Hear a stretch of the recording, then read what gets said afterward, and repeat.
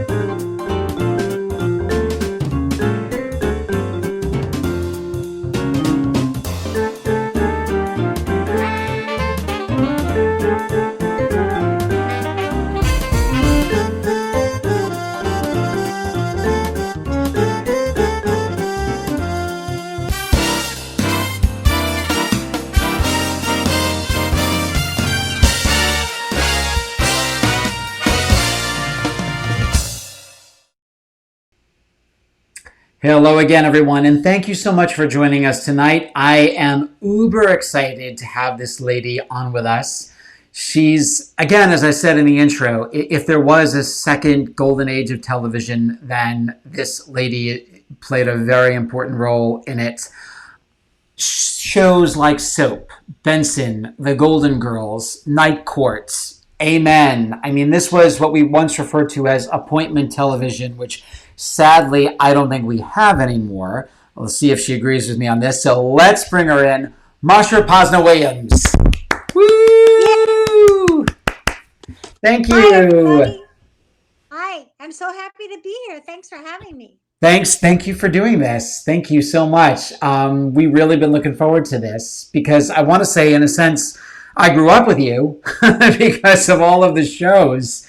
What a really, like, do you ever look back now and say, yeah, I was a part of that era that we don't really have anymore? I mean, I'll get more into that later, but again, it really was appointment television. You were home on Saturday nights and Right. didn't miss that lineup. Right. And I agree with you completely. I look back quite often, not only at the Golden Girls, which is so iconic today, and I can't believe that it's been more than 35 years, Yeah. which I thought I was only, 25 myself. But anyway, the fact that I was part of the most controversial sitcom in the history of television, which was Soap. So, And I was there for the pilot to the very end, 95 episodes. I am thrilled to have been a part of television like both of those shows. Is just, and I must tell you, there were times on both shows when I would walk onto the stage right before the audience came in.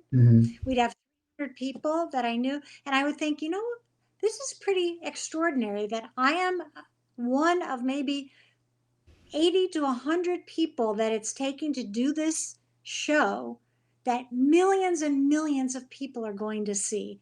And that always struck me as quite remarkable. it is remarkable. It's like off the charts. I'm jealous. I really am. Now, before we delve into that, how are you doing? I always like to ask everyone, how have you been dealing with the whole COVID thing? I mean, just the day to day. How's it been on your end? So I'm in Southern California, and luckily I'm in a house, so I have a backyard, so I can walk outside. And unless I have to go to the post office or the grocery store, I literally don't go anywhere. Yeah. And it's really sad because I have a brand new car. And Oh, sometimes I just want to sit in it and play with it because it's so spectacular, but I don't go anywhere. yeah. So, but it's tough in here. Somebody's dying every 8 minutes now in California. It's crazy. So It's it's it's crazy. I never, I'm sure you've heard the joke already. I never thought I would wear a mask and walk into a bank and tell them to give me money. But you know, this is what we're doing. And Halloween was the same thing, having a mask and eating candy. I've been doing that for a year already. Why do we need Halloween? it, So and it stinks because we lived in Salem, Massachusetts for 4.5 years, John, and I still say West Hollywood. There's no Halloween like a West Hollywood Halloween. that's right. And they didn't have their big thing this year, which Yeah. was sad, very sad. Now it's really sad. Please, this year, fingers crossed. I'm hoping we're. I don't think we're going to be well out of it by that point, but hopefully much better than we are right now.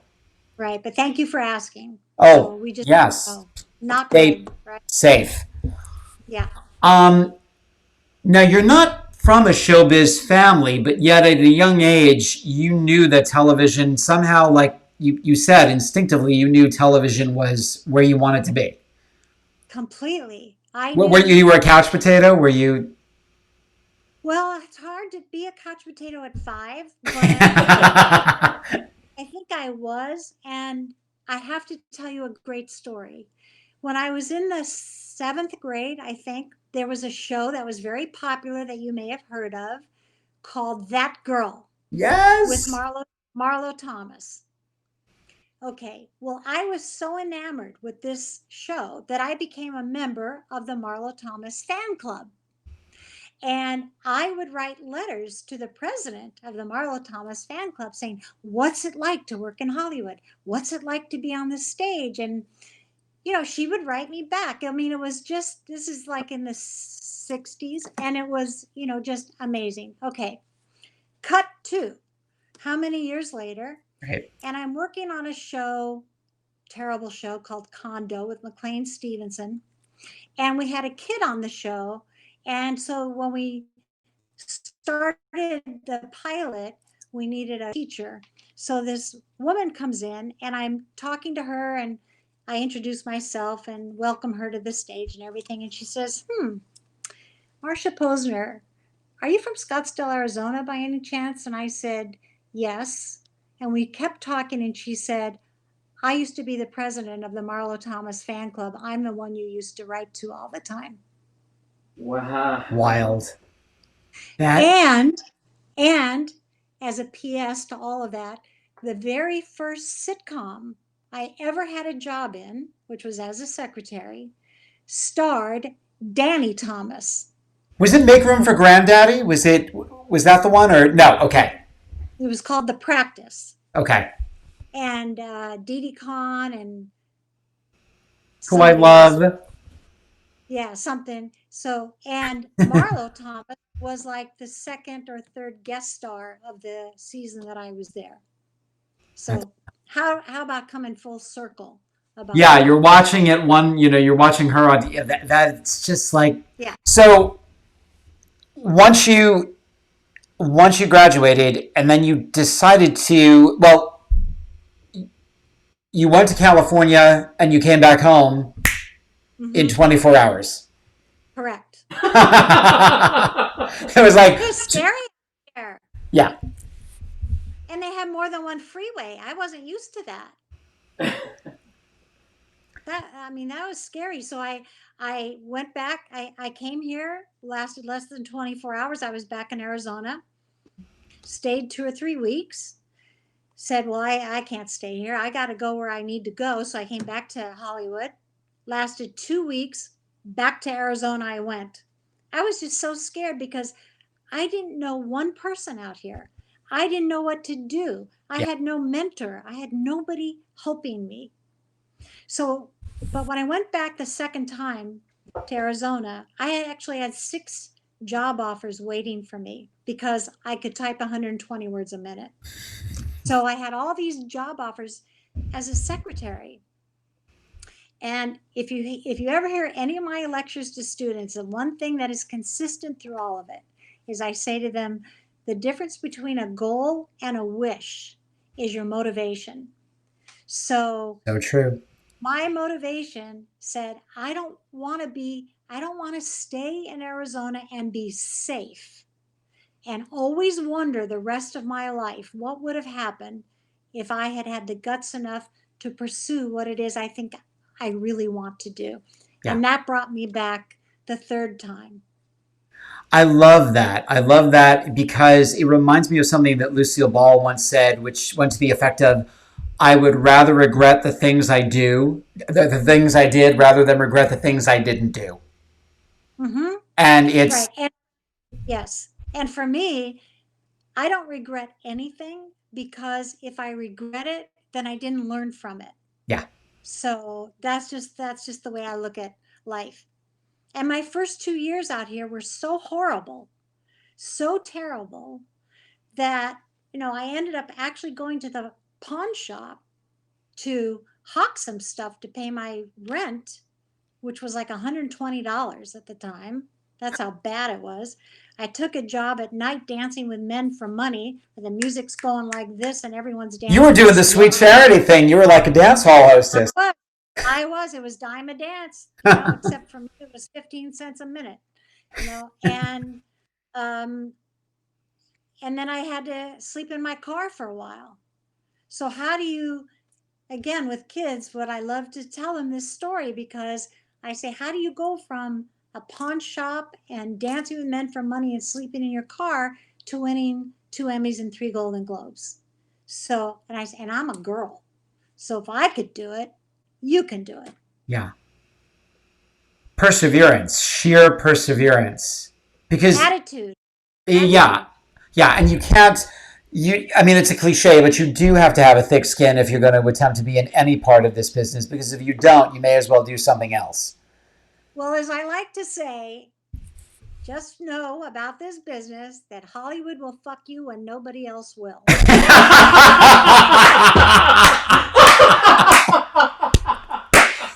Just for the audience. I said to Marsha, I think we're kindred spirits before the show, because I have a potty mouth too, and I try so hard to curtail myself. But tonight, all bets are off with both of us. So I love that. Oh my God, that's great. It is. Yeah. Yeah, it used to be, these days with the economy, when they say your broker's on the phone, I say, is that my stockbroker or my pawnbroker? Because, things are not so good anymore. So we'll see how we get through all of this. But yeah, attitude is everything. I can't emphasize that enough in my own life and everybody else. What was the first rung on the ladder? What was like the first big thing in terms of saying, wow, I caught a break? Well, believe it or not, it wasn't the big break. It was although I guess the first job is always the big break, right? But I landed a job as a secretary because I had such high typing skills, with an independent movie company that made 2 feature films of nothing but dirty jokes. And my job for 2 years, all I did was read and type jokes for a living. That's all I did. So that job, after 2 years, I quit. I had no job. But a few weeks later, or I don't know how long it was, I got a phone call from somebody who said, you don't know us and we don't know you, but we're at MGM Studios and we're starting the second season of a series called The Practice with Danny Thomas. And this woman says to me, the creator of the show is flying in from New York for 4 weeks, and we need a secretary to work with him just for 4 weeks only. And she said, it was too late to call a temp service. So I called a friend of mine and I said, do you know anybody who can type really fast? And she said to call you. So can you start on Monday at MGM Studios for $200 a week plus overtime? I hung up the phone. I called my dad and I said, Dad, I've made it. I've made it. I'm going to MGM Studios with Danny Thomas. And the 4 weeks turned into 4 months. And then the show got canceled. And then one of the producers came to me and said, listen, I know you got your layoff notice, but my partner and I have formed our own company and you're coming with us. And Whit Thomas Harris was born. And Whit Thomas Harris and Marsha were the first 4 people in that company. Hold that thought for a minute, because my question is, you got to work at MGM, which for me, I'm so glad we got to visit when we lived there, because I understand now they've pretty much destroyed almost everything that was left of what it was like when Miss Garland and Mr. Rooney were working there. So, like, do you have any special memories of working on that lot, and also with Danny Thomas? And because I grew up with the reruns of Make Room for Daddy, so I wondered if you had any special memories of him. Yes, I can tell you that I'll never forget one day from the parking lot to the building to have my office in it. And you're walking through, the lot, tons of stages. Yeah. And I walked past this open stage. And what do I see? They were making the movie King Kong. And all from the floor all the way to the ceiling, like 35 feet, was just the upper torso of King Kong on that stage. And I'll never forget seeing that. Okay, so that's one thing. Danny Thomas, whom of course I watched Make Room for Daddy too. I really loved Danny Thomas. I just loved him. And I'll never forget, my boyfriend at the time came to the office and I took him to the stage to meet Danny. And Danny said to my boyfriend, listen, you better take good care of this girl or else. And he pulled his jacket back to show us that he was carrying a gun. And, oh, okay. Okay. Yep. And then, by the way, years later, Danny Thomas at St. Jude Children's Research Hospital. Right. Well, I produced the first 3 telethons for Danny and St. Jude Children's Research Hospital. So that really came full circle for me with him. It was great. Amazing. Oh my gosh. Amazing. Yeah, really, really amazing. So now we move into soap. Yes. Which, again, as we said at the start, groundbreaking, obviously. I mean, soap was such a huge deal. I don't think it gets the credit that it should. I think there are other shows that, for some reason, get more credit than soap does, and yeah, I just don't think soap gets the credit that it deserves. And I could not agree with you more. People talk about famous this and famous that, and I keep thinking, wait a second. We did what nobody else was doing. We were saying things that nobody else could say on that show. They tried to stop us from saying horny on that show. Okay? And the stories from that show are mind-boggling. Yeah. Mind-boggling. Yeah. Can I tell you one quick story? Please. So we did an episode, I think it was the first season, maybe the second, in which the scene was at a police station, a booking desk at a police station. Yeah. And there was a hooker standing there. And this is how the scene opened. The police officer says to the hooker, come on, Babette, you know it's illegal.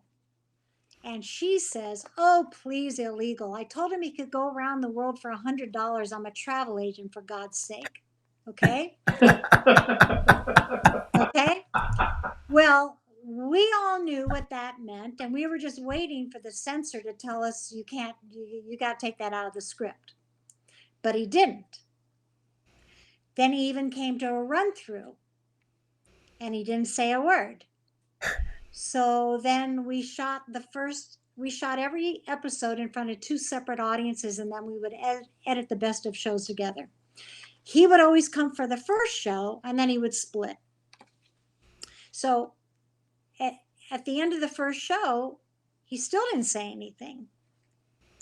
So we're all looking at each other, and we finished the second show and we said, are we sure he's gone? Yes. We locked the stage doors and we reshot that scene because with a different joke there, because we figured by the time he saw a rough cut, then we'd get hammered for that line. Right. And what could we do? We'd have to eliminate the whole scene practically. So we reshot something for the just in case. Well, guess what? The just in case never happened. And it went on the air that way. That's why. And then the shit hit the fan.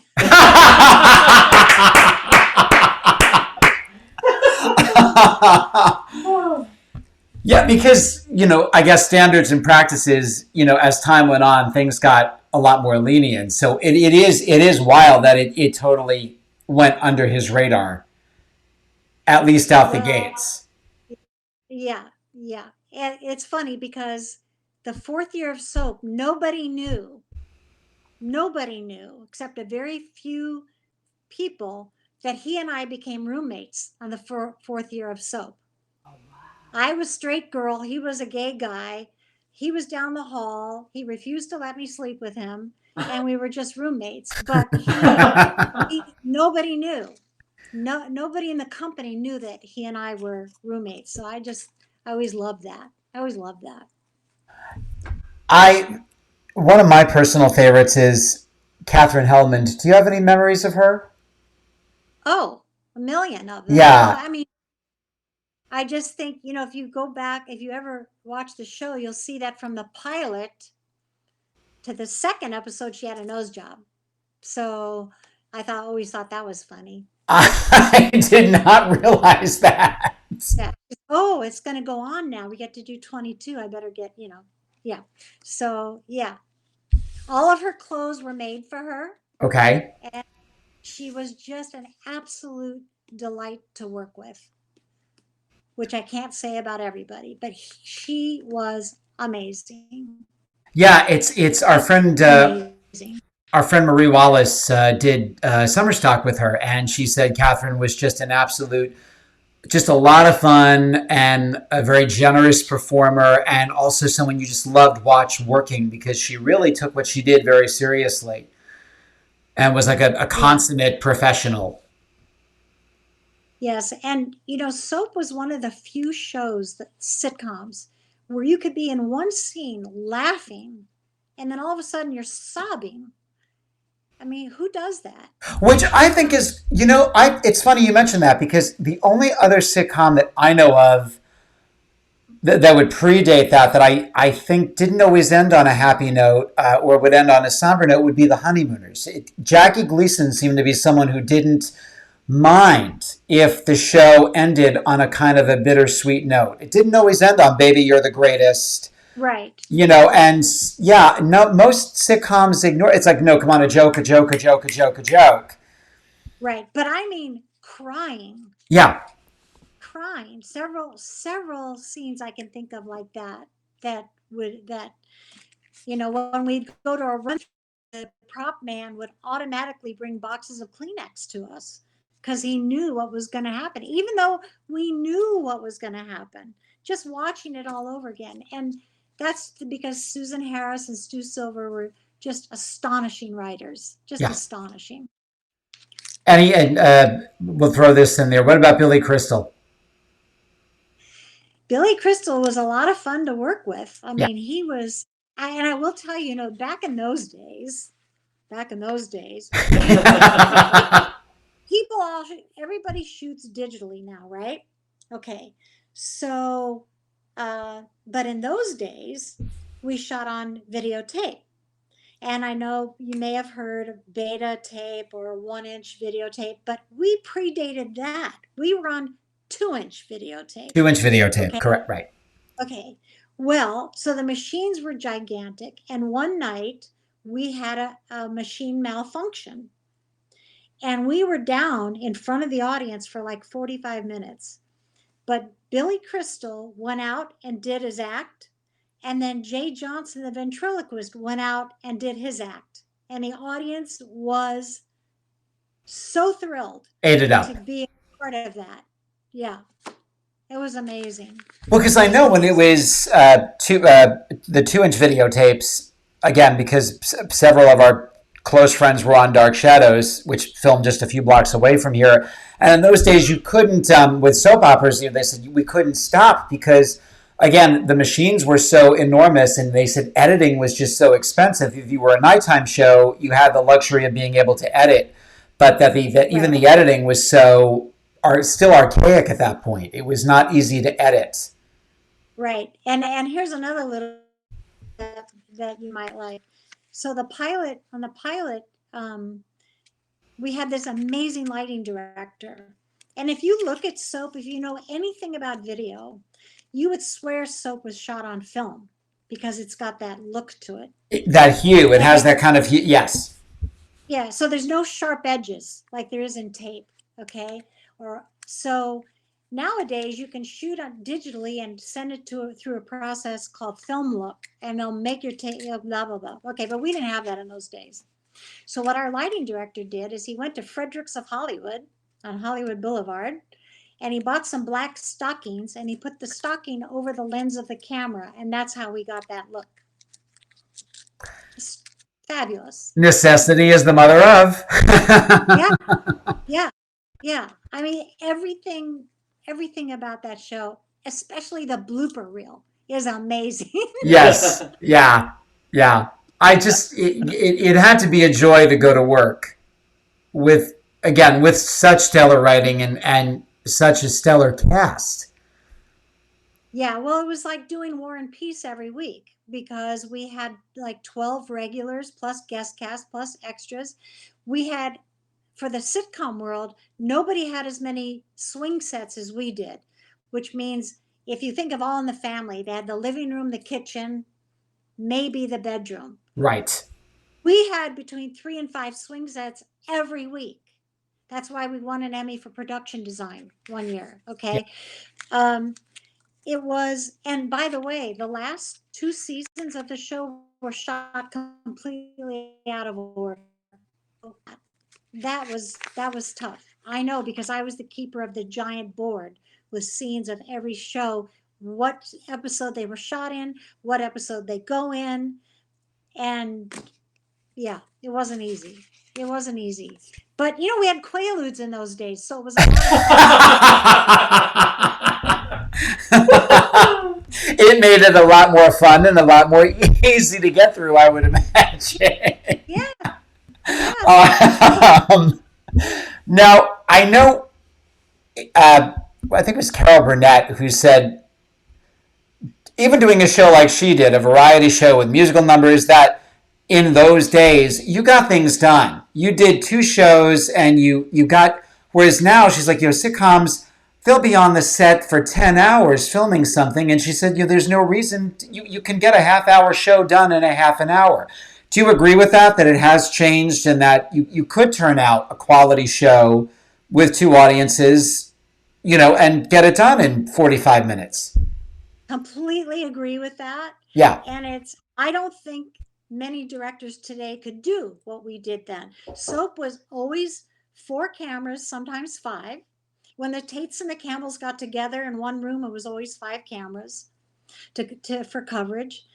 And in front of a studio audience, and you're calling camera shots the whole time. Whereas now they block it and shoot it. A lot of the problem is that they go outside, outside the studio walls, yeah, which I guess they feel is necessary to make something funny. I guess, I don't know, I don't watch sitcoms these days unless they come from England. Thank you, Mrs. Brown's Boys. Yay! One of our favorite shows. Our favorite. Funniest sitcom ever done, ever, Amen. ever, ever. Big Yeah. country. So yeah, Yeah. I don't think many people could do it today the way we did it. And again, how lucky was I to not only be my first job with Thomas Harris was to be Susan Harris's assistant.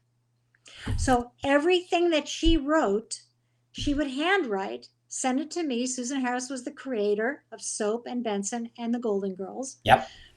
So on Soap, she would write a scene, hand it to me. I would type it out. If she heard me laughing from her outer office, she would come running in. Which is funny? What part's funny? What part's funny? What part's funny? And then the second year of Soap, they promoted me to script supervisor. I was going to say that led you to another bump up. Right. And so now it was the greatest thing ever because now I'm on the stage every day, all day with the greatest director of sitcoms, Jay Sandrich. Okay. And I'm learning everything from him. And on the weeks when we were on hiatus and the stage was dark, I spent the whole week in post-production learning about all that. Yeah. So then the third year, they bumped me back upstairs. And so the career goes on. Well, it's also great that you took, again, taking an interest in every facet of the business because you do get, I mean, we'll work with performers, and again, we're doing theater, which is a little bit different, but it's kind of nice to know, how the lighting works and how sound works and kind of getting, your fill of everything. And well, I'm just an actor and I don't get involved in any of that. I think it's kind of important to know how every facet of the business works to a degree. So let me give you an example of that. So 20th Century Fox, who I worked with for about 8 years, they asked me one day to produce a pilot. And they said, Marsha, we need you to handhold the executives through the process because they've never done this before. And I thought, oh, here we go again. Okay. I never minded that as long as you let me help you. Right. Don't be threatened and intimidated by me. Okay. I'm here to help you. Right. But anyway, so we're in pre-production on this pilot and I'm working with a production designer. And between us, we've got decades of experience. Okay. So we want to hire this particular set decorator. You with me? Okay. I get a call from the executive producer who says, listen, I know you're starting to talk to set decorators. Please don't hire anybody until my partner and I interview. My immediate reaction was, why? You don't know anything about this business. I'm here to give you the best people to make you look good. But of course, I had to kowtow to that and say, oh, of course, we wouldn't think of hiring somebody without running it by you first. So the girl that we knew was perfect for this job goes to interview with the executives.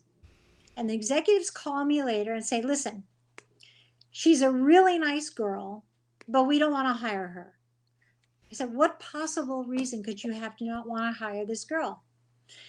And this person said, well, she was born and raised in LA and the show takes place in New York and we don't think she'll get it.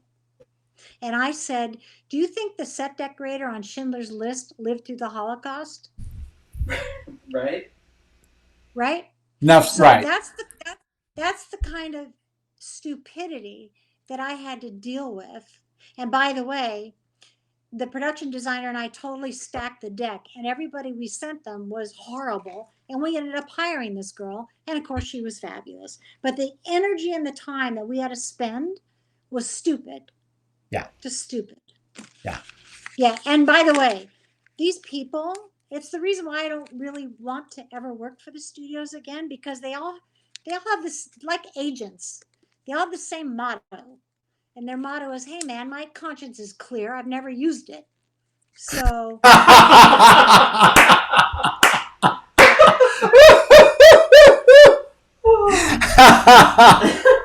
oh, write that down. I love it. Write that down. all night. Yes, it's That's what John always says, and I say, come back tomorrow night. Right. Open till 10, try the veal. I noticed when I looked at your credits, it's it's a Living, which is one of my favorite shows. Another one that I feel doesn't get. I just thought it was a fun show, and I love Ann Gillian. And you know what? Was it a brief experience for you? But I love the show. I love that. It's one of my favorites. I just did the pilot. Okay. I did the pilot, and then I went back to Benson, I think is what it was, or the Golden Girls. Because they had rotating casts like crazy. Because Ann Gillian left, and then Sheryl Lee Ralph came into it, and then somebody else came into it. It was Susan Sullivan came in. Susan Sullivan. Yeah. So Ann Gillian, that's when she got sick. Yes. And she had to have her thing. Yeah. Yes. Yep. She lives right down. She lives a few blocks from me. I adore her. First of all, her voice, but what a funny lady. What a funny lady. Yeah. She's very funny. She's very religious. She's very devoted to the cause of breast cancer. Yeah. Which is great. Yeah. And she's a wonderful singer. Yeah. Wonderful singer. Yeah. Yeah. Now she has one of the best laughs, by the way. Just a great laugh. It's funny, we caught an interview she did with, who the hell was it? It was another sitcom actress. Ruta Lee. Oh, it was with Ruta Lee. She because I know she doesn't really do interviews too much these days, and she looks great, and I'm like, oh, I wish she would do something because she's so much fun. Yeah. I don't know if you remember, she had a baby after her surgery. You know, after she got sick. Yeah. And had a double mastectomy, she had a child, which everyone went, oh my God, I can't believe this happened. You know, that she did this. When you see a picture on a cover of a magazine, who's ever on the cover, 999 times out of a gazillion, out of 1,000, the person's looking straight at you, right at the camera. And with that baby on her chest, you see Anne in profile, and the baby is looking at the camera. And that cover shot was taken by my husband. So it's a shot, and that baby is now married. So it's crazy. The whole world is just, we're all going crazy. Yeah. Aww. I just love your stories. As I move my mic out of the wrong way. Benson is another one that, so you just segued from soap into Benson, which for me, my favorite part of Benson was the wonderful love-hate relationship between Benson and Krause. Of course. She was a stitch. But it was it wasn't even close to the love-hate relationship all of us had with the director. Ah. Can we talk? Can we talk? Yeah. No, we had a director. He was a tough guy, boy. He was tough. He would call out people. He would yell at the crew and crew member in front of everybody else. He'd call us schmucks all the time. We even had hats made up that said schmuck on it. They. Yeah, but being me, I got him good one day, and I have to share the story with you because it's story worthy. So this particular year of the show, he was directing every episode, and my job on camera blocking day and on shoot day was to stay out of my office, but stay in the booth with this guy. Okay, I could do my work from the booth, and if he needed anything, I'd be right there. Okay, so we're on camera blocking day, and then we have a run through, and the run through was in wardrobe, which they don't do anymore, by the way, either. Okay, so we do a scene, And then we finish the scene, and the stage manager says, okay, moving on to the next scene, wardrobe change.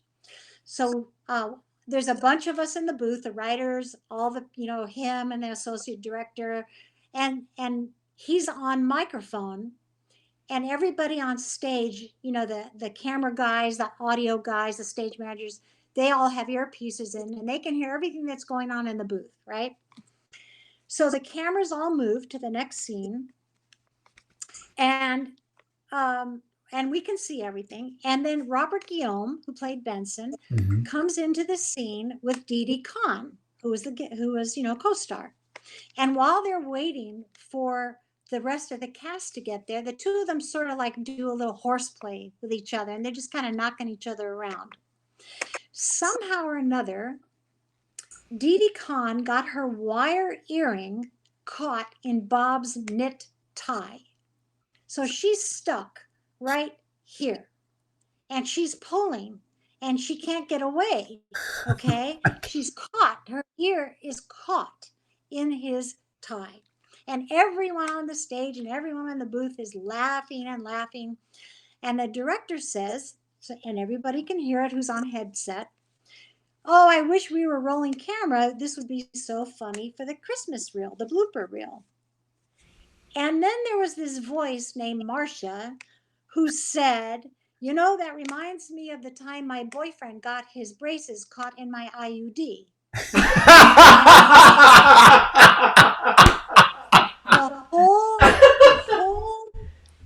The whole floor fell apart, and everyone in the booth just died except this director, who turned around to me. His face was beet red. And at that moment, I think I'm the funniest person on the planet, by the way.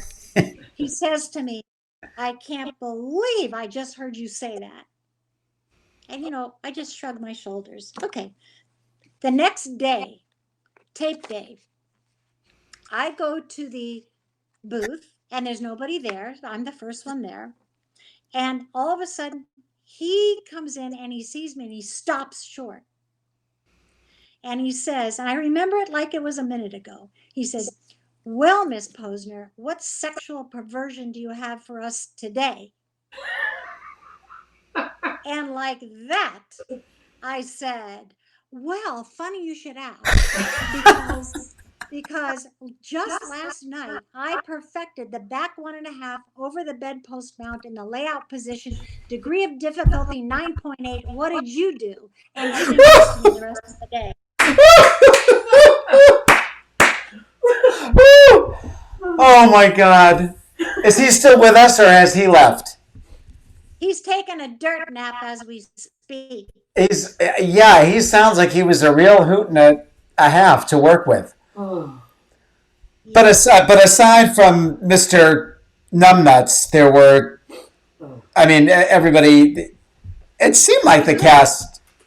Oh, yeah. James Noble, Missy Gold, they're all wonderful. Just great. Lots of fun. Was it Missy and then Dee Dee came in? Was that how it went, right? Missy was the daughter.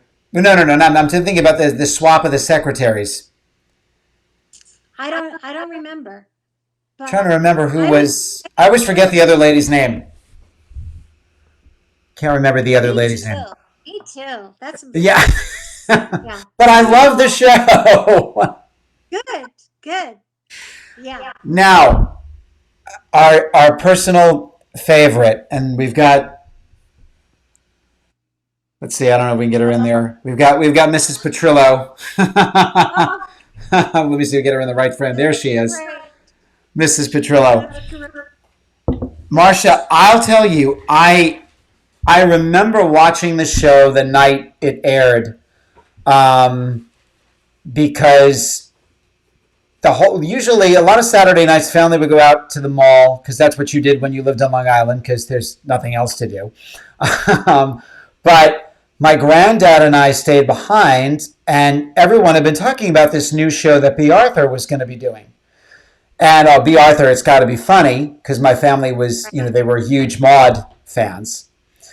And I just remember Grandpa falling off the couch laughing, me being absolutely enamored, and my mom and everyone else coming home saying, "Oh, how was the show?" And my granddad was like, "You don't know what you missed." And from the next Saturday night on, that's it. I mean, and as I said, appointment television, because I think you had Mm-hmm. 227, Facts of Life, then Golden Girls came on, and later on Empty Nest followed it. But Golden Girls was just it.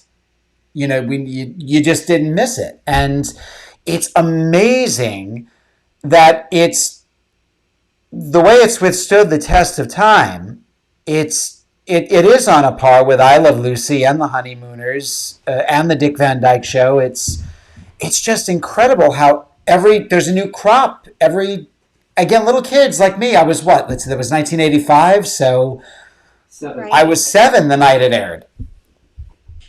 Well, we discovered that kids of that age loved the show because they related to Sophia, and the way she talked to her daughter is the way they would wanted to talk to their parents. So and you're right, a new crop all the time, all the time, all the time. There is a gerontology class, and we know what that is. It's a class of aging, right? Taught at Cal State Long Beach. The professor is 44, 45 years old. She's a Golden Girls fanatic, okay? She starts every class by showing an episode of that show. And whatever the subject matter is what they talk about in the class. And Great. so it's actually used as a teaching tool. I know because I've spoken to that class twice. Oh, And and I'm not talking to students who want to get in this business. I'm talking to people about getting old and menopause, which is the episode that they showed when I was there, because that's the one. First of all, I co-produced that episode, and secondly, I'm a expert in that category of menopause. Where so it was real. It is astonishing where and listen to this. Yesterday, my husband's cousin who lives in England sent me an article that said, I was reading The Guardian today and thought you'd like to see this article written by this young girl. And the whole article was about how she loves to watch every episode of The Golden Girls over and over and over again. And she's such a fanatic that one of her dogs, two of her dogs, and one of her kids is named after these ladies. It's great. So, yeah, it's quite remarkable. It's Who knew? yeah, you can't. I mean, you can't miss it. I mean, you walk. We would be coming home from work, having just gotten off doing the show, and then Mhm. walk into our apartment and dun dun dun dun dun, the theme song is playing. Now, most people don't realize this, and I only found out recently. Marsha is responsible for those fabulous titles that apparently they were pulling their hair out of their heads wanting these $35,000 title shots, taking B and Estelle and Rue and Betty to Florida. And you came into the mix and said, give me a shot at it.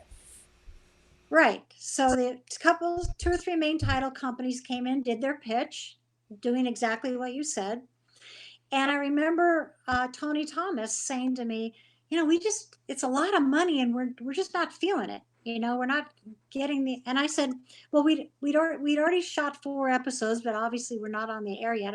But we knew what the song was going to be. We knew that. I said, let me take the 4 episodes and go into post. Will you let me do that? He said, yeah, go. So I took a day. I built the main title, and I came out with it, and I said, so how about this, instead of 35,000, how about this for 2,500? It's exactly what went on the air, frame for frame. wow. Exactly what went on the air. And it's There you funny have it. when you watch the syndicated episodes, and then you go back and you get the DVDs, which is the real deal. It's everything as everyone's like, did you notice that the shots of Florida are different in the first 2 seasons than they were the aerial shots that you put in there? It's yeah. Geek Yeah, fans like us, we yeah. we love that And stuff. all the syndicated shows that you see now on Hallmark and all that, they have the truncated main titles. I had nothing to do with that. Yeah, Meaning They just took mine and tore it apart to make it from a minute to 30 seconds or 20, whatever. But I was there in the heyday. That's what counts. Oh, well, and don't get me started on Hallmark, because every time Rue goes to say, "Oh Jesus," they totally bleep her out. Are you kidding? They bleep To this her. day? Yeah, yeah, they bleep her. So when she that and oh my God, there are several key lines that like the voice is just cut out, and I'm like, you gotta be friggin' kidding me. That's censorship. Yeah, yeah. Well, everyone gets mad at Wow. Hallmark because Christmas season the girls disappear totally. I mean, they're on 4 other channels, but Well, because Hallmark does the Hallmark movies. It ugh, just yeah, which has they to. started Halloween, which drives me up a wall. I know. I, I know. But that, I didn't know that. That's really fascinating. Yeah, they some of the raunchier lines they bleep out, and it drives us to utter distraction. You know that B didn't like Betty at all. You knew I that. was gonna, yeah, I wanted to, because I know this is a touchy subject for some people, but oh, there's my husband. Yes, I'm just jumping in here really quick. Yeah, come on in, join. We got a threesome going on here. So, hi. A dream come true. We have had literally well over 100 questions from 100 individual people. Oh, Yeah, oh, and really? that Let's is get to it.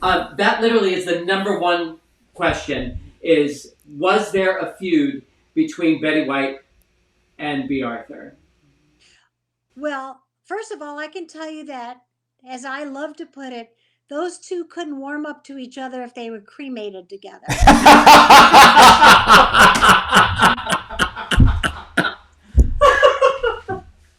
Um, so, and I was friends with B.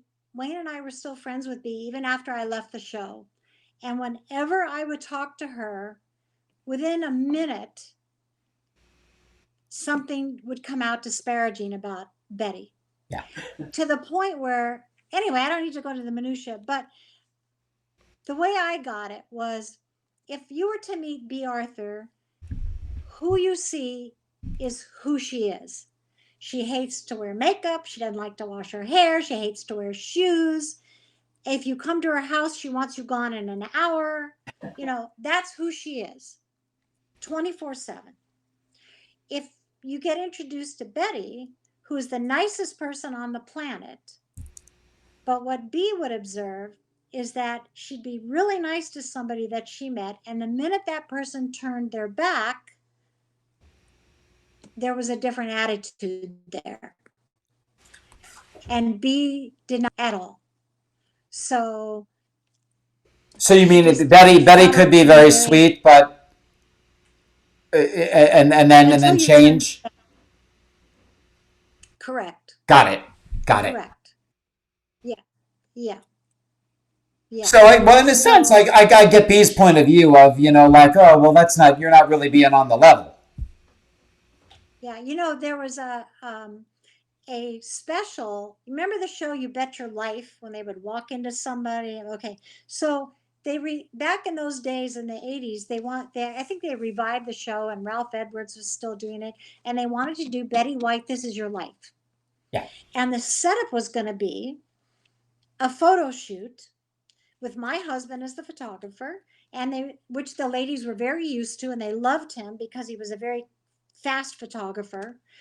And Rue said, yes, let's do it. So Betty could be surprised. So in the middle of the photo shoot, Ralph Edwards was going to walk in and say, surprise, this is your life. Okay. So Sophia. So Estelle said, sure, I'm in. And Rue said, sure, I'm in. And B said, no fucking way. I'm not doing it. So my husband went to B and said, B, you know me. It'll be fast. I promise you. Do it for me. Please do it for me. And so because of that, she said, okay. And so the photo shoot came together. and it was hardly any time at all. And then Ralph Edwards walked in, and the curtains parted, and blah, and that was that. It's on YouTube. Yeah, it's on YouTube. Yeah, and you know that the whole reason the show didn't go on, of course, was because of B. Yeah. You know, that's when it went to Golden Palace, which was a complete failure. So, yeah, I mean, she didn't want any more to do with it. So, Yeah, no, in one of Rue's interviews, she said that she was amazed that B even signed for like the 6th season. She thought after season 5, B was going to wash her hands. I don't know what to tell you. Yeah. 7 and out, and she was very happy to be out. She Yeah. called me one day and said, I just ran into that so-and-so in the supermarket. I want to write her a letter. I said, B, do me a favor. Write the letter, put it in your desk, leave it there for 3 days, take the letter out, and then read it out loud, and then throw it away, because it won't do you any good. None. You won't feel better, I promise you. Yeah. So just read it out loud and then let it go. Think of it like a kidney stone, it'll pass. Yeah. Yeah. Yeah. There's if you've never seen it, and they're totally worth watching, a gentleman by the name of Larry Randolph, who was friends via Charles Pierce, because B and Charles Pierce were so close. So Larry became friends with B, but he said, B was the kind of person that you would fall in love with her, but then the next minute you'd want to strangle her, because her attitude would totally change. She'd bawl you out one moment, and then the next minute and say, I can't wait for you to spend the night at my house. And you'd be like, what the hell just happened? Well, she was a drinker. She was quite the drinker. Yeah. And after the show one night, she'd had a little too much to drink, and they took her keys away from her and threw them to me and said, you drive her home. Okay, so I called my husband and I said, red alert, meet me at B's house. I'm driving her home in her car. So I drove very slowly down Sunset Boulevard to make sure my husband got there before I did. And I swear to you, at the time I was thinking, I used to watch Maude all the time, and she's sitting right here next to me. This is amazing. Meanwhile, she's pulling my hair going, I love you, darling. I love you, darling. Okay. And we get to her house, big iron gates with the Dobermans, behind the gate. Right. And I looked at her and I said, okay, we're here. And she said, thanks. Okay. So I got out of the car, got into my husband's car, and we left. I didn't see her get out of the car. I didn't see the gate, nothing. The next day, I'm on the stage, and she walks by and says, thanks for the ride. I said, okay, you're welcome.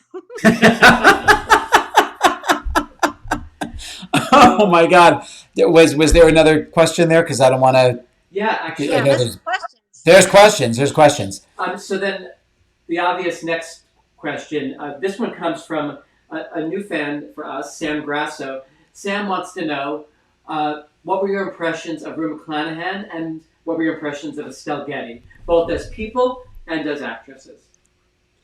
Well, I was a huge fan of Rue before I started working with her, and she is an absolutely wonderful person. And she was between them all. She had worked with Betty, she had worked with B, so she was the neutral zone between those two. Yeah. And she was wonderful on so many levels. I do remember one day she called me at home and she said, can you have Wayne come over? I can't figure out how to turn the heat on in my house. So he went to her house and helped her out there, which was great. So I loved Rue. She was wonderful as a human being, as an actress. Estelle, so Estelle was funny on camera, very funny, as we know, but she was having problems from the get-go remembering her lines, and nobody knew why that was. Now remember, She hadn't really done television before. She came from Broadway. Are we still together, by the way? We are still together. Yep, we're all Okay. still here. Okay, because I just was seeing me. She came from Broadway, where you do the same lines over and over and over, right? Right. So when she first came to the show, she was scared to death of the audience and the cameras. Okay. As time went on, Spooks. as time went on, we didn't know it was her memory. We just thought she wasn't studying hard enough. Yeah. And I remember one day we would read on a Monday, shoot on a Friday. And at the reading, we're reading the scripts, which were always so wonderful, right? And she stopped the reading in the middle after reading a line and she said, I'll never learn that line. I'll never get that line. And the director said, Jesus, Stella, it's only Monday. You've got till Friday. The line's not going to change. It's a very funny line, you know? So for her to even have that in her head was problematic. Yeah. Okay. So by the time I left, very close to the end of the third season, we were doing cue cards for her. So, and then we know what happened. And then we realized, and then they realized, or whoever realized, I don't know what happened the rest of the seasons. I'm sure they still had to do cue cards for her, you know, otherwise, you know, she had lines written all over that set. Everywhere in that set, her lines were written. If you ever see the episode where they're at the kitchen table and there's a cigar box that has money in it or something on the table, I can tell you that during the early show with the audience, here's the scene. The cigar box is open, and we know she's got her lines written in the top of that box. Wow. Okay? The camera can't see it, but we know it's there. Right. So she does her little speech. Okay, fine. Gets through it just fine. The Late Show, new audience. We get to that scene. In the middle of that scene, you could see in her eyes, she's saying to herself, I'm going to show them I know this speech. And she closes the lid of the cigar box. And now we're all screaming, it's not going to match. It's not going to match. Now we can't intercut between the early show and the late show because the box is going to open and close and open and close. You see? Wow. But we knew what she was doing. But she got through it. Yeah, she got through it. She got through it. They all got through it, you know. Yeah. You know, it worked. It seemed to me with Estelle, I mean, the audience never picked up on it. And whenever she would do Picture It Sicily, which they were usually big monologues, she would get this kind of faraway look in her eyes. So you go, oh, it would make sense if they had cue cards because the audience thinks she's just doing her Sophia thing. Right. One time she had the line written on her hand and we had to tell her to wash her hand.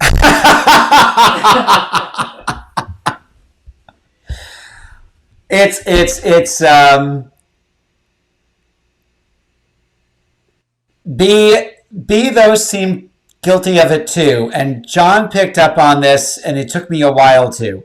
And it's one of the best speeches ever written. And obviously Susan Harris wrote it. It's the chronic fatigue syndrome speech. You see B's eyes going off to the left every couple of, and I'm like, wow. Once John pointed it out to me, I said, she's either reading a teleprompter or cards because the eyes just keep looking off. Wow, that means they had the cue cards in the wrong place. So yeah. You know, so yeah. So are there other questions? Other questions. Gosh, are you kidding? So many.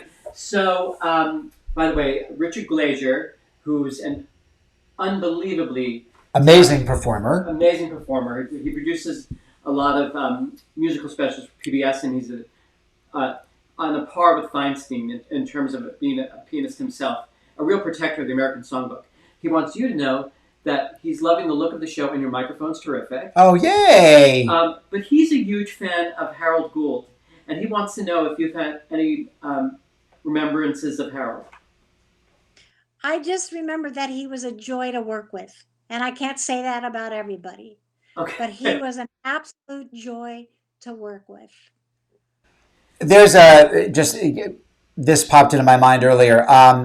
Because Jay Sandrich did the pilot for the show. Now, briefly, Paul Bogart, who I know is very revered in the business and did a million things, but I watched an interview with Paul, and Paul did this. He was not. She's laughing. Yeah. He just didn't. He thought he couldn't wait to get out of Dodge. That was Paul's take on it. It was for him. He said it was not a pleasant experience, and then kicked himself in the ass, saying, "God, I could have made a lot of money." That's right. Yeah. That's right. His problem was he did see with Thomas Harris, they had a routine of how they ran a show and it worked beautifully. Yeah. Okay. Susan would write, or the writers would write. When we went to the stage for a run through, everybody'd be in their director's chairs in front of the set. We'd be watching the scene. And then Paul Witt or Tony Thomas would confer with Susan or whomever, and they would give the notes. Well, Paul Bogart did not like that. This is my stage. I talk to the actors. Nobody else talks to the actors. So he didn't, and he also, believe it or not, he also couldn't believe that writers in their 30s could write a show like this. And on the very first day of the very first reading, even B. Arthur at the reading said, "Where are the writers?" Right. Well, sitting right across from you, you know. And fortunately for the writers, after the reading of the pilot, B goes, she applauded them. But Paul didn't like it, that he did not have 100% control. So he left, and it was a big mistake in my mind that he did that. But, oh well. Who else? I could not have planned this, but Stan Zimmerman is actually watching right now, and he wants to send his love to you. So speaking of one of the writers. Hi, Stan. Love back. And one of the best writers on the show, because the episode with Rose's mother is with Alma is one of my favorite episodes. It's really sweet. How cool is that? Stan, I wish I had been on the cruise with you guys. I missed the Golden Girls cruise. Yes. And we'll table that for off camera. Go ahead. So, and by the way, cruise can mean a bunch of things. Hi, Stan. Okay. Back. You're telling me. You don't need to tell me. I'm choosing the questions. Here's one for Soap. Kip Powell, who's a really big fan of Peter's, he grew up in the South, and Soap was definitive for him, being a closeted gay man, and it actually gave him permission for many things in his life based on the courage of that character. His question specifically was, were a lot of people up for that role? And did Billy Crystal have any, was he nervous taking the role because it was an out gay character? So I was the secretary during the pilot. So I wasn't involved in casting like I was in the third and fourth years. I was very involved in casting the third and fourth years. I don't know how many people were up for the role of Jodie Campbell. And I know that Billy was nervous, but that Robert Guillaume really helped him through that. Because when Robert Guillaume died a few years ago, I went to his memorial, and Billy spoke at his memorial about how Bob helped him through the prejudice in that way of the character that he was going to encounter. But it sure worked in his favor, being in that character, because he sure was good at it. He sure was funny, and it, I think, helped launch his career. He was great. He was just great. That's awesome. Do you have any? This is a question that's been asked several times. Do you have any remembrances of Robert Guillaume? besides the them being stuck together. Yeah. Yes, I yeah, I adored him. I always I he did come to soap with a chip on his shoulder because we had gone through hundreds of people, I do know that, trying to um, cast that role. And finally they said, bring this guy in from New York. He had just done what had he done on Broadway? Stan? What did he, or not Stan? What did he just Oh, do? well, he did Pearly. He had done Pearly was the big. Right. Right. So he came in, oh, I'm the token black, but as he got into the part, he realized he was the smartest guy on the show. And he had the most incredible, loving relationship between him and Jessica. Benson and Jessica was just an amazing relationship, right? So, but boy, he was funny on that show. He was funny. And I will tell you that one day I walked into the parking lot and I saw his car in his parking space with a license plate that said, "Who knew?" Brilliant. Wow. That's wild. Wow. Yeah, he was great. He was great. Do we have another one, John? Yeah, so CC Debut asks, what's your advice for new writers getting their foot in the door? Well, that is always the $64,000 question, isn't it? It's, first of all, if you want to be a sitcom writer, I think this is where you need to be. In Los Angeles. Yeah, in Los Angeles, and Stan Zimmerman can weigh in on this a lot too, because he's the writer, I'm the producer. So, I would highly recommend to writers two websites. One is stage32.com and the other is inktip.com. They're all about writers and scripts and things like that, and they will give you so many leads that you won't believe it, that we didn't have back in the day. So if you can get your foot in the door on any level in this business, because every level counts. When I was doing the Golden Girls, we had a runner who used to wear a t-shirt that said runner by day, writer by night, because that's what he wanted to do, was write drama. And he went on to become a co-executive producer of CSI Miami. Okay. Oh. So it can happen. And as I mentioned earlier, my friend Susan Beavers, who was earlier on this call, she's actually still. Oh, good. Well, she replaced me as the script supervisor on Soap, and then worked with me on Night Court, and just kept writing sitcoms. That's what she wanted to write, and she became one of the executive producers of Two and a Half Men. So it can happen. It came to California he wanted to be a singing star because he played guitar and sang. He wanted to be a singing star. He couldn't get arrested singing and playing the guitar out here, so he got a job as a runner on Soap, which turned into Benson, and the composer needed help in the music department. So he hired this kid to help him with the music. And this guy went on to compose every note of music for Saved by the Bell. Wow. So my point is, what did I say earlier? The difference between a goal and a wish is your motivation.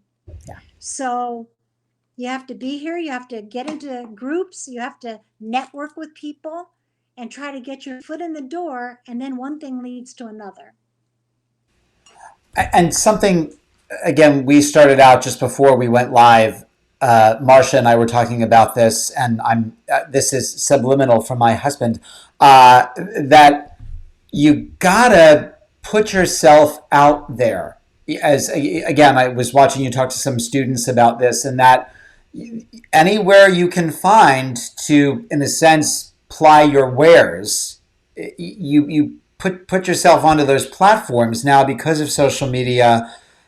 Getting yourself out there. You can't be a secret to people. It can't be, I've got a show, but nobody's going to know about it. You've got to put yourself out there as a performer. what I like to say is if I'm to be, it's up to me. Yeah. So, right? And you can't just say, well, I graduated film school, so where's my job? It doesn't work that way. It Yeah. just doesn't. Yeah. So, and honestly, for me and my struggle, the struggling makes the getting there that much better. I never look back and say, oh, I wish that had never happened. I am so grateful that I went through that time of life, because now when I produce a pilot, or back before I don't do that anymore, when I would produce a pilot, I get 30 calls a day from people looking for work. And I was so grateful to be on this end of the call instead of that end of the call. I never forgot that I used to be on that end of the call, ever. Yeah. So you just have to know that this is a very, very tough business, but it's not impossible. And I am the living example of that. So it's up to you. It's I hope you're going to write a book. Are you going to write a book? About what? About what? I want to know more about the director. I want to look this guy up from Benson now. I want the name, because it's not sticking in my head. But yeah, we want all the dish. We want. Well, you'll want the dish on the executive producer of Amen. That's even more dish. We'll talk about that later. I was going to ask you about. I was going to ask you about Sherman Helmsley, because that was another one which I thought was was a great show, and I always loved him. I mean, obviously George Jefferson, but Yeah. was it not a fun experience? No, No. not the cast was wonderful. Oh, I the love cast was wonderful. Okay. But I will just say this, and then we can let that go. I started the third season. I did the whole third season of that show, but I started at the beginning of the third season. Yeah. It was the fifth producer in the job. Wow. And the girl who went before me left with a bleeding ulcer and her hair was falling out. Oh. I will just say this about the executive producer that we all worked through. He was the single walking reason for twin beds. That's all I'm going to say. That's wild. Yeah. I used to look at him and say, I cannot believe that's the sperm that got through.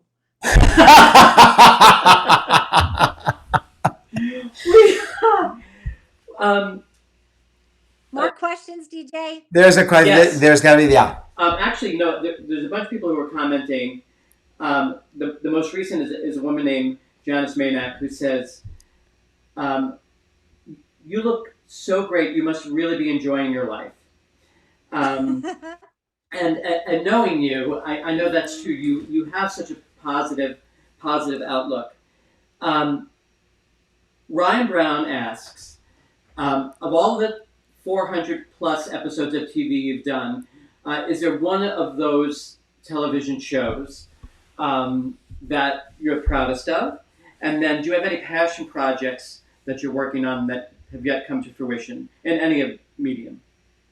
That's a great question. First of all, I want to address the first statement. I am very much enjoying my life. I just turned 70, and my amazing sister bought me a Tesla Model 3 for my birthday. Wow. So how happy am I?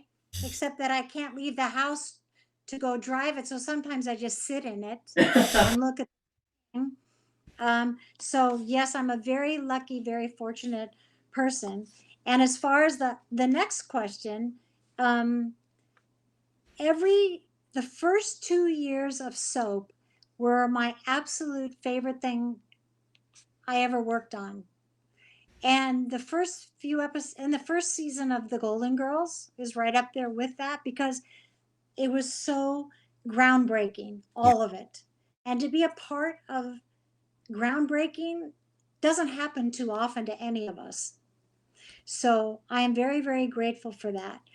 The project I'm working on now, which is a complete passion project, is a project called 175, which is about it's about a gay man who meets a young Jewish girl in the camps of the concentration camps of the Holocaust during the time that the Nazis implemented paragraph 175, which meant that they could pick up, arrest, torture, murder, throw in the camps anybody they even suspected was gay. Yeah. And most people who know, even if you know about the Holocaust, very few people know about that part of the Holocaust. So this script is based on 10 years of research by a friend of mine who wrote it. It is an astonishing story. It just won Best Screenplay of the Year at a festival in Cannes. And I'm really looking forward to getting it done because this law stayed on the books till 1994. Wow. And this story needs to be told. And it's all based on true events. Thank you for looking at. Peter has a passion project that he's working on that the pandemic kind of put the brakes on. We've had to move from live performance to whatever this little box is, right? And so much of what we do relies on someone being on the other side of the lights, and that real feedback. But Peter does a one-person show as Meep Geese, and he plays Meep towards the end of her life, and there are so many things about the Holocaust that people don't know. Well, where Meep is concerned, I mean, we wouldn't have the diary of Anne Frank if not for her. And she,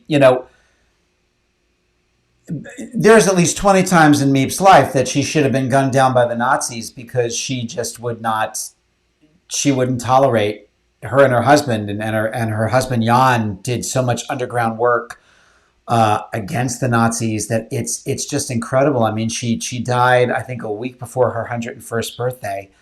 And but I said, right now that we need more Meeps. I mean, luckily it's coming to an end, but the last 4 years we could have used more Meeps, people standing up to the oppressor and saying, no, we not, this doesn't cut it with us.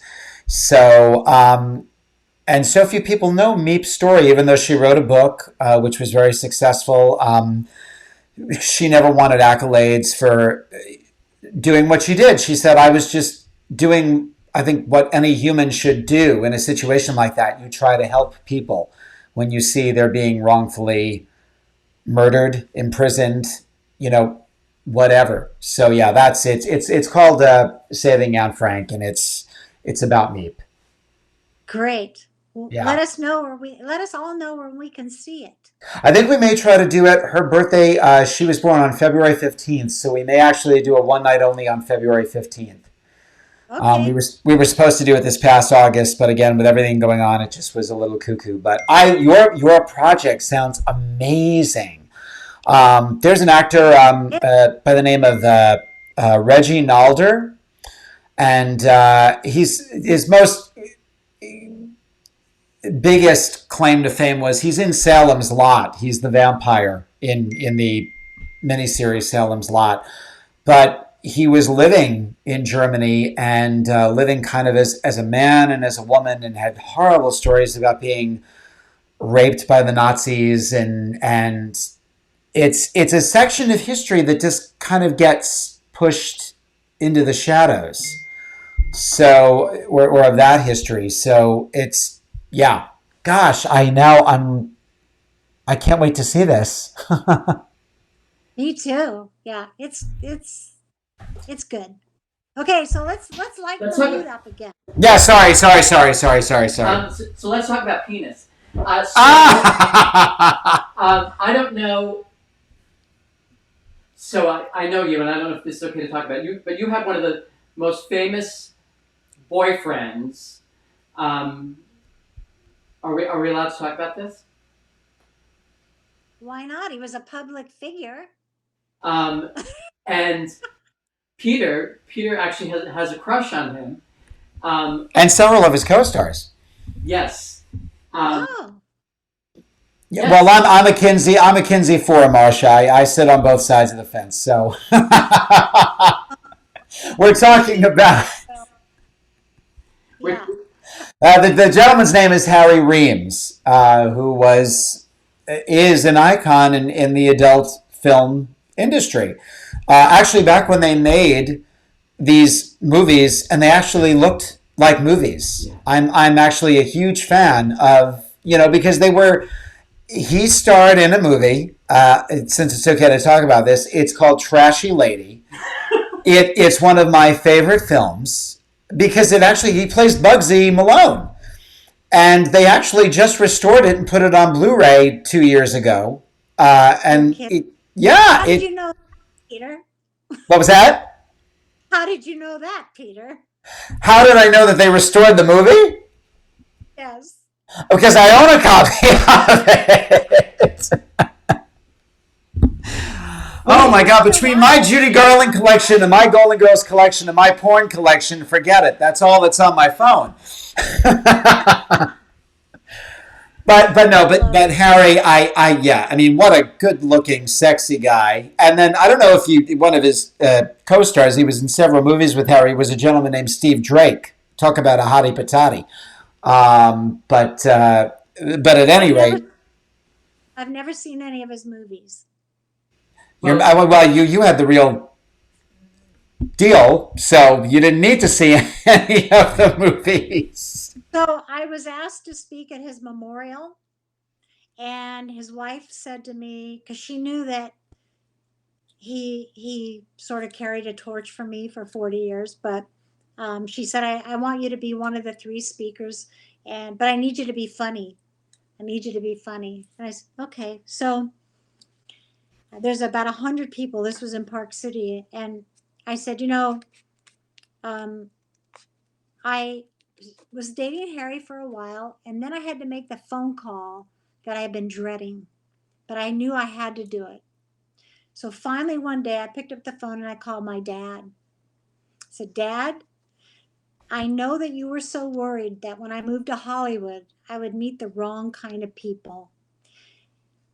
And I want to just tell you, because I know you're very open minded, that I met a guy. He's really handsome. He's got a job. He's really funny. And he loves me. But there's one thing about him, and I know you're open minded, so I know I can just tell you. And I took a deep breath and I said, he's Jewish. And my dad said, oh, thank God. I thought you were going to tell me he was a porn star.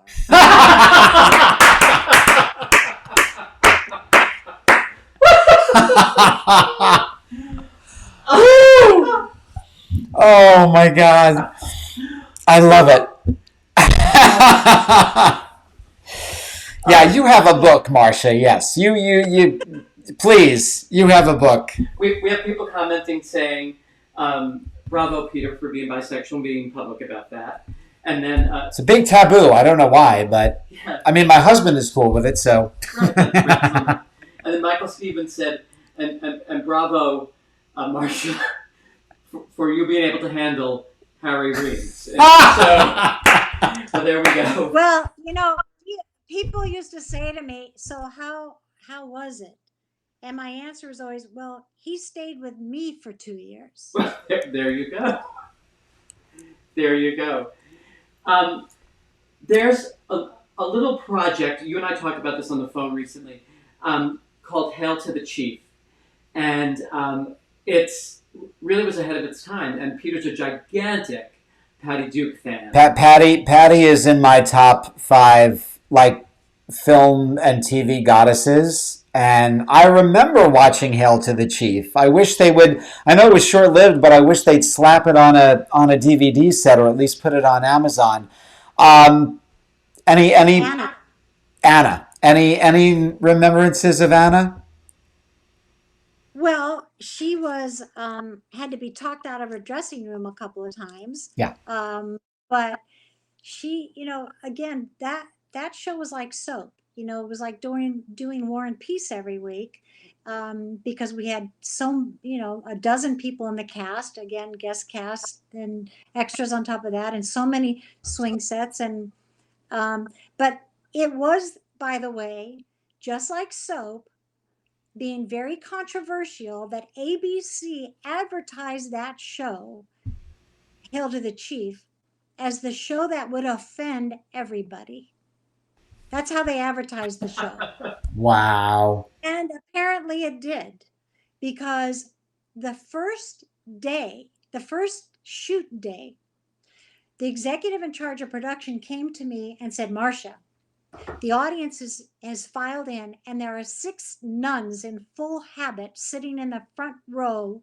You've got to go tell them to leave. I said, hey, I'm a Jew. I'm not going to go talk to any nuns. So you go do that. Okay. So he went to them and had a little discussion with them, and they got up and left.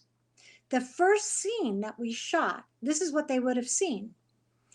It opened up in like the Lincoln bedroom or something. There was a big bed with a throw rug on top of the bedspread. And there are 2 people rolling around underneath the covers. And all of a sudden, this Latino boy pops up. And then this white girl pops up, who turns out to be the president's daughter. And they're all disheveled. And they're breathless. And he said, so how was it? And she said, well, it was everything I had hoped it would be. It was everything I had wanted to be. It was everything I had dreamt it would be, only faster. Yeah. And off we went. Oh. I laughed so hard on that show with Dick Shawn, Herschel Bernardi, Glenn Turman. My goodness. It was so funny, that show, that it was sad that we got pulled after 7. Because yeah, Anna, I mean, she was a very funny lady. And to give some context, that's about a little short of a year before her diagnosis of being bipolar. Right. So right, because she was still married to John Astin at the time, I believe. Mm-hmm. Yeah. Yeah, her son Sean was did a guest spot on the show. Sean. Mm-hmm. Yeah. Yeah. But I remember I wish that would make some kind of a comeback on DVD or something like that. But it's amazing that ABC would have billed it that way. That's mind blowing to me. Yep. So we have a question here from Sam Austin, and Sam's question is, you've done so much half-hour work. Was there a reason you stayed away from hour-long episodic television or the miniseries format? Yeah. Nobody ever asked me to do that. Oh, wow. My career was pretty consistent for so many years, so I never had time. And it didn't interest me, honestly, because the sitcom world, when I was doing it, was so fast.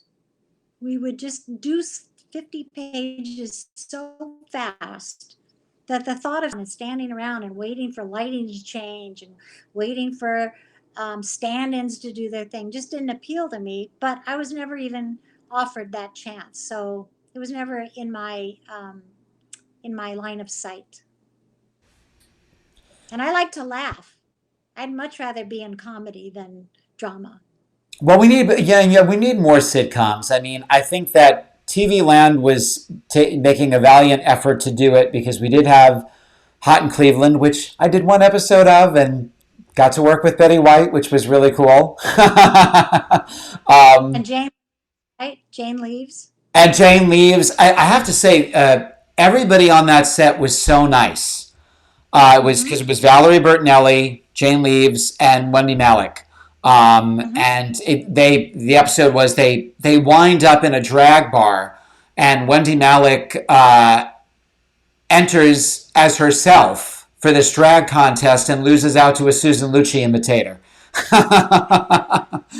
which was the ongoing joke in the show. But Betty, we were on the, I guess, in between the soundstage and whatever green room they had us in. They did it where Roseanne shot. That's over in, is that Studio City? Yep. Yeah. CBS Radford. Yeah, that's it. They didn't, because they were filming at Warner Brothers, and what they decided was they didn't have room. They had a bar set they were going to use, and they used it at that studio instead. So I was bummed because I thought, oh, it's going to be in front of a live studio audience, and it was one of where they filmed it, and then I guess they showed it later to the studio audience to get the laugh reactions. So there was no studio audience in the bleachers, but everybody was really nice. And there we are, because they asked me to be Liza Minnelli, so there I was as Liza, and a couple of other drag queens. And Betty came across the way with her, I guess, caregiver, a lovely black lady, and one of the guys was dressed as Marilyn, and he flashed her. He said, "Betty," and he lifted up his skirt, and without missing a beat, Betty said, "Don't take it out unless you plan to use it." I love that. Yeah. I love that. Yeah. Yeah. So that was my encounter with Rosen Island. But I wish we did have more sitcoms, and I don't know if you agree with this or not. I think the closest thing that we kind of have to a Golden Girls now would be Grace and Frankie. Do you think that's kind of? I just feel because of the topics it deals with and You mean the sensibility? the sensibility of it. I mean, if Golden Girls was maybe heightened a little bit, I think it's the closest thing we have to a kind of a Golden Girls. I think you're probably right. I haven't watched enough of Grace and Frankie. I don't know how many real life issues they deal with, and if they do deal with them, how do they deal with them? Yeah. In that. Um, but I like those two actresses a lot, Yeah. but I really haven't. I've watched like two episodes, so I don't Okay. know a lot about it. I'm very It's prejudiced. it's it's worth no, it's definitely worth. But I just I'm glad that I was a kid and a teenager when I was Marcia, because I just look on TV now and I, I feel like there's a lot of crap.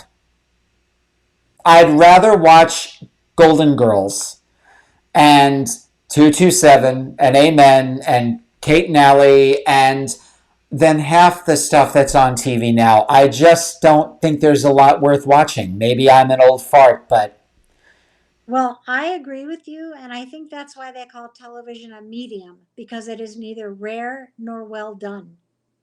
So, love that. Exactly right. There's content yeah, for content's sake, because there's that's right. channel Right. 2000 and channel 10,000. Well, and all the reality crap.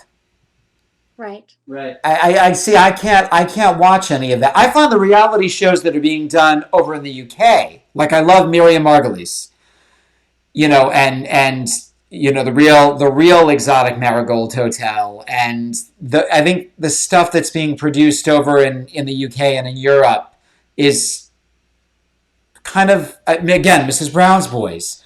Well, Mm-hmm. Mrs. Brown's Boys, when you said that, I got chills because you've seen our shows, and our ability to break the fourth wall and leave the mistakes in is kind of what makes us special. And then when we saw Yeah. that this giant show has so much success doing the exact same thing, we're like, oh my god. And that it's filmed like a 1980s Exactly. sitcom. That it has that That's kind of sensibility to it. Yeah. It's so funny. It's so funny the way they talk to each other, the way they break the fourth wall, and Yeah. the way if they screw up a line, they just start over again. They just Yeah. start the scene over right in front of you. I Yeah. love the fact that you got to see our last show because, yeah, I just love that. Marcia paid me a very nice comment. She said I make a good Blanche. Oh. Yes. Uh, Yes, yes, yes. Yes. So a lot of people have been saying that you should do this. Your stories are so great that you should do like a stand-up special, or actually do this for public speaking. And I know in speaking to you that your life is an open blouse, open book, and but you are a breast cancer survivor, and you are available for public speaking. So you do a lot of this, right? Yeah, I do. Oh, I've done a ton of speaking to colleges and students who want to get into the business. And I've talked to, like I said, the gerontology class, because I have a whole bit I do on being old. Then that I think is pretty funny. So But, I'm not a stand-up comedian. I just talk. And I happen to have a great sense of humor. As a matter of fact, I can tell you that when the whole Me Too movement thing happened, it dawned on me. I was thinking, I've actually had 4 Me Too movement experiences in my career. Wow. And I will tell you that one time I was in an audio room and it was just me, the audio mixer, and the laugh guy, whom I'd worked with for years. And we get through Act One, and I said, okay, take a break. And they both get up and leave. And I was so busy because I was doing 2 shows simultaneously. So I was really, really, my brain was very full. I didn't move. And out of nowhere, never saw it coming, all of a sudden, somebody pushed their dick into my back. So I'm sitting in the chair and I go, that. Wait. And without missing a beat. It went down the wrong way. Are Sorry. you okay? I'm fine. I'm like, do I need to? Mine's good. Yeah, It's not so a. I want you to- It's not a reaction to your It's story. not a reaction to your story. And we're not doing anything illicit off camera. No. It went down the wrong pipe. So this happened. Yeah. And so without missing a beat and not knowing who it was, I just said out loud, wow, that feels like a cock, only smaller. So that's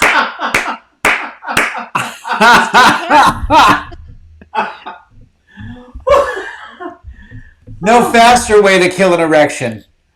That's right. Yeah. That's right. Yeah.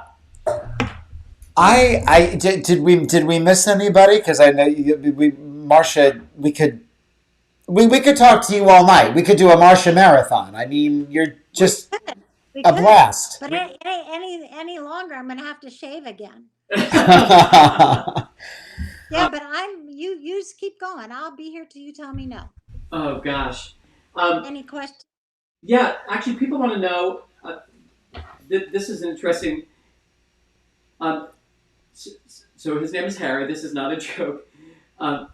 Harry Patrick. Harry wants to know, how did you meet your husband? In a gay bar. Oh. Oh. Dot. Oh, that Do was tell. the question. Now I'm so glad you asked that question, because when you and I were talking earlier, I was trying to remember. I wanted to ask you something. Okay. And it was, do you remember a group of performers at Oil Can Harry's called the Campers? Yes. Absolutely. 100%. Okay. Well, I used to manage them. No way. Yes. I'm getting chills. So Yeah. Bob, we lost Bob 5 years ago, and So I'm going back to the 80s now. Yeah. Mm-hmm. Okay. Brian Krogan. Yeah. And Frank was stage manager, and Billy, what was this? The old guy with Pardon me. legs like a toothpick. Yeah. Oh, I know who you're talking about. I took them to Las Vegas to perform at a what do you call it? Not open mic, but just a talent show. Kind of a showcase type thing. Showcase for straight people. Okay, we got 3 standing ovations. And when we came back to LA, I thought, I might need pictures of these guys because maybe I'm going to make a deal. So because I was working on Benson at the time, I called the head of the photo department at ABC, and I said, can you give me some of the names of your best shooters? And so he did, and I called them, and one of them called me back, and we're having a discussion, and I said, listen, if you'd even consider shooting them, I'd like you to come see the show first and then decide. And he said, well, I'd rather do that. And I said, okay, meet me Sunday afternoon at 1 o'clock in Studio City at a place called Oil Can Harry's. And he said, that's a gay bar, right? And I said, yeah, do you have a problem with that? He said, not if you stand right next to me with your arm wrapped around me. And I said, okay, deal. And so he came, saw the show. We went out 3 days later, and that was 38 years ago. Wow. Yay. You know, And the campers played Vegas for a year. wow. We've been really lucky in that we've shared the same space as the campers. So um, you're not on Facebook a lot, Marsha. They just sold the building. Yeah, the owners You're kidding. they've been forced out, and the guy who bought the property bought several gay bars. I can say this; it's our show. So the guy who bought the building um, is a bottom feeder, and he bought a bunch of gay bars when the economy kind of took a hit. And what he did was, because people haven't had the ability to pay, he's forced these businesses to close, and he sold the property to the lowest bidder.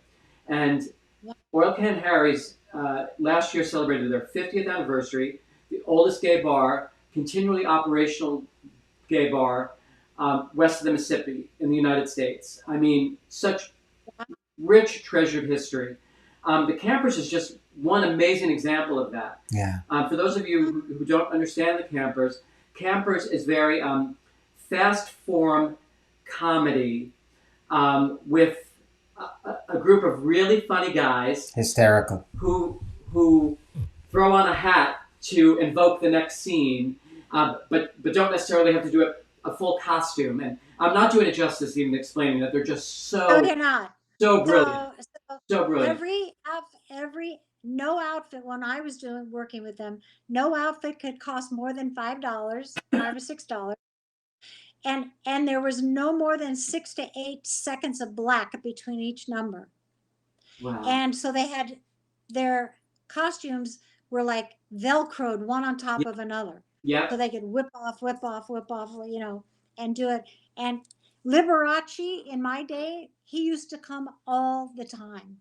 Wow. Oh, wow. And then when they played Vegas, he was there constantly. Wow. And just really quickly for everyone watching, John Fagan, who's the surviving partner, his husband, Bob Tomasino, was killed in a drunk driving accident driving home from Oil Can Harry's one night by a drunk driver, an underage drunk driver on top of that. And our heart goes out to John Fagan, who is having, this is literally just a few days old, this news, that he's being forced out of the business that he and his husband put everything on the line for.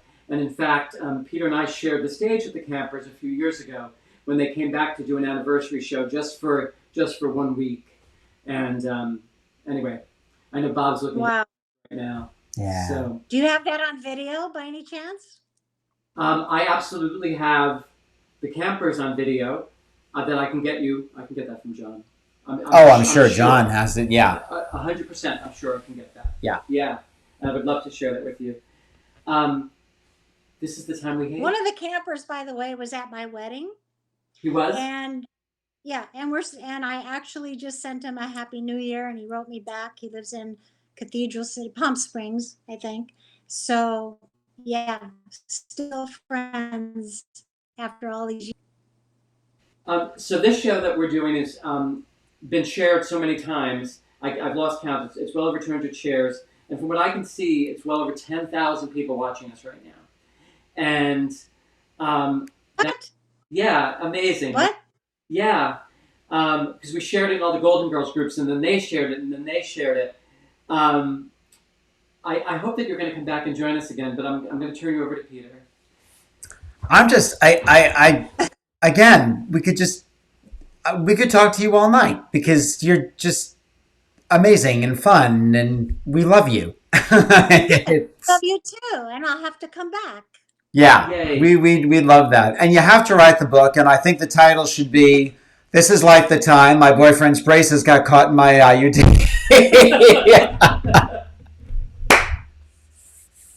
Yeah, you're not going to forget that one. That is emblazoned on my brain, Marsha. I'm so... I just thank you so much. And again, I hope it's not because I know it's not an insult to say you're a part of my childhood, because all of those shows were a part of my childhood and my adolescence. And John usually plays B. I did B a few months ago, and I actually did a tribute to my mom, but because I lost my mom to breast cancer in 2019. She had stage 4, and she fought for 4 years, a really good fight, and finally just couldn't fight anymore. But again, we would get home from work having just done the show, and she'd call me and I'd say, "How you doing?" And she'd say, "Guess what I'm watching?" And I'd say, "What?" And she'd go, "My girls." And she counted on that every night. She counted on the Golden Girls every night to make her laugh. How great. That's wonderful. That's wonderful, wonderful, wonderful. It sure beats watching reruns of the Rockford Files, right? It gave her a lot of comfort. She needed those laughs, and Good. so Good. I'm thrilled to have been a little part of all that. So thank you wonderful. on that front. You're welcome. Oh, guys, a nice. Let's have a hand for Marsha. Where's the hands? A round. Should we'll do a round of applause. Now the applause, but there we go. There we go. We will. Is there? Do you have a website? No. You should have a website. No. I was gonna say, like, go check out. No website. I don't. I don't. And is there a title for this, the Holocaust Project? Is there a title for it? It's called 175. 175. Okay. Right. So Right. we should be on the lookout for that. Yes. My friend who wrote it, his name is Jael, Yael Danis, Deynes, and he's all over social media. So you can find him and all the projects that we've done together and the ones that he's doing. And he wrote a script that's getting a lot of attention about the Stonewall riots that, is like, it's just getting a lot of attention right now. So we're hopeful we can make these things happen this year. That's great. That's great. Yeah. And guys, for those of you now, please, if you can, like Mac and Chat on Facebook. You can subscribe to the YouTube channel, which is aptly called Mac and Chat. And for those of you tuning in who don't know me, and there's absolutely no reason in the world why you should, I perform primarily as a Judy Garland tribute artist, and I'm just starting my 19th year doing that. My husband and myself are the original Golden Girls Live, which means we started the original Golden Girls Live on stage productions years ago, and we've been doing that now for 18 years, and now we're doing them virtually. We just finished the Lost Christmas episode called "'Twas the Nightmare Before Christmas," and now we have an episode called "Terms of Estrangement." That'll start up next week, along with Judy Garland and Company, which is a show in which I not only play Judy Garland, but she has guest stars. And next week it's Dame Edna and Katharine Hepburn. And throughout the run, we'll have Peggy Lee, Gwen Verdon, Betty Davis, Tallulah Bankhead, Mae West, B. Arthur, all of those great ballsy body gals from the golden age of television and Broadway and Hollywood are in the show. And you can find that on thejudygarlandshow.com. And Golden Girls on Stage on Facebook? GoldenGirlsLive.com or the original Golden Girls Live. Or Peter Mac is Judy Garland on Facebook. But please, like Mac and Chat on Facebook and subscribe to the YouTube channel. Tell your friends about us. And Marsha Posner Williams, thank you so much for being an amazing guest. We love you. Thank you for being a friend. Thank you.